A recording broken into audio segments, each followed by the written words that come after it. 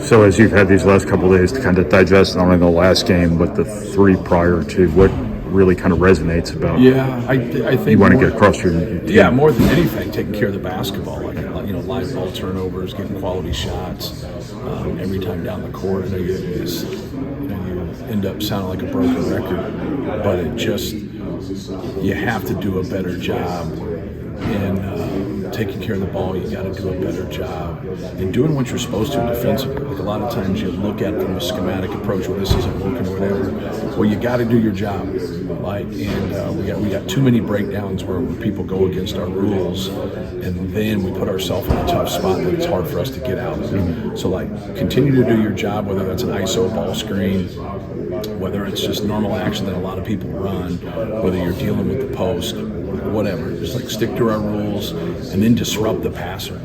Do a good job on the basketball when he becomes a passer to make it difficult for him, and then also containing the dribble. So if we can do a better job of keeping the ball out of the paint, and we can do a better job of taking care of the basketball, good things will happen for us. I know you met with guys one-on-one this week. Is that something you normally do during the season, or I'll randomly do it. They normally do it with our assistants and stuff, right. Our individual film, because we want to make sure we keep sending the same messages in terms of what we need to do on both things in the court. Why did you feel like you needed to be the one to do it this time? I normally do it as the season progresses a couple times during the season.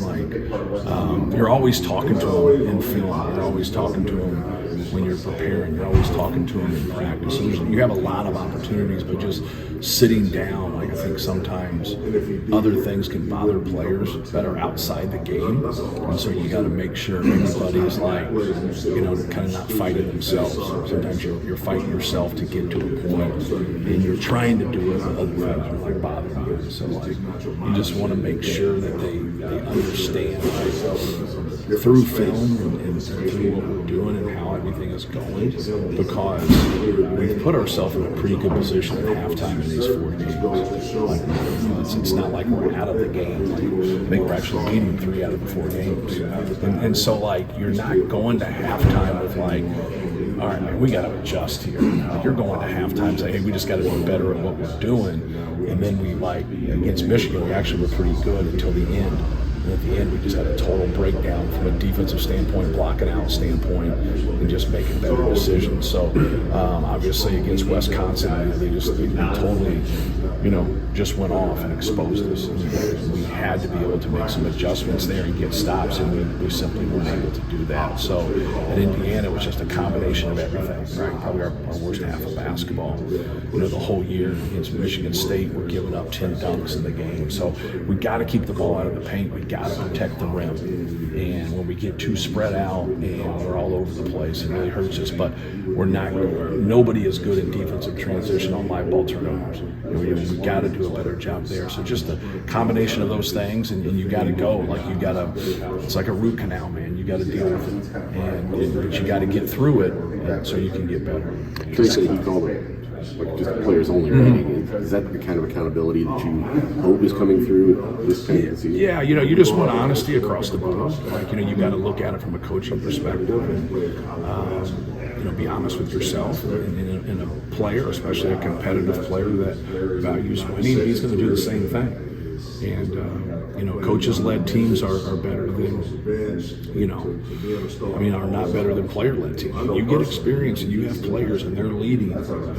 What gets said when the coaches aren't around is what's the most important. And I think that's a huge piece for any team, especially when you have some struggles like we've had here in the last couple of weeks. It's kind of a broad question, but there's been a lot made in this changing college basketball landscape about whether or not coaches can still be hard on their teams and have honest conversations and maybe coach their teams the way they used to.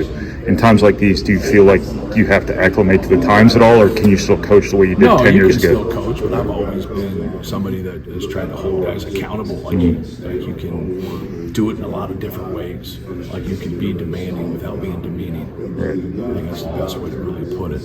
And that's what we've always tried to do, is just be honest with guys. But you got to get people, that competitive character. And I think we have a high, character in that area, but we haven't shown that here of late. And that's what we got to do a better job. And to me, it just comes down to doing your job and having fun with it, like having fun competing and going at your opponent. UCLA is really going to guard. Just what makes them pretty good defensively? Who's that now? UCLA. Well, he's a good coach, man. They have a good system. They're very aggressive. They're good on the basketball. They have a lot of interchangeable pieces. They can go smaller and really get into you.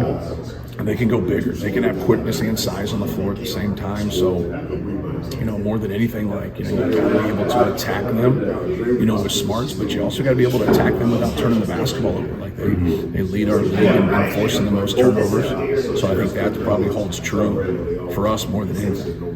Do you expect more mental toughness from your team just with the losses, the second half? You expect mental toughness every game. That's what you have to have. You have to have mental and physical toughness. So anytime you have the struggles that we've had, now you gotta respond to it. You gotta respond and go out there and compete, and you gotta play better. And so I think that's the main thing for us is really being consistent and doing our job. When we don't, we get disconnected. We have to stay connected and do what we're supposed to do.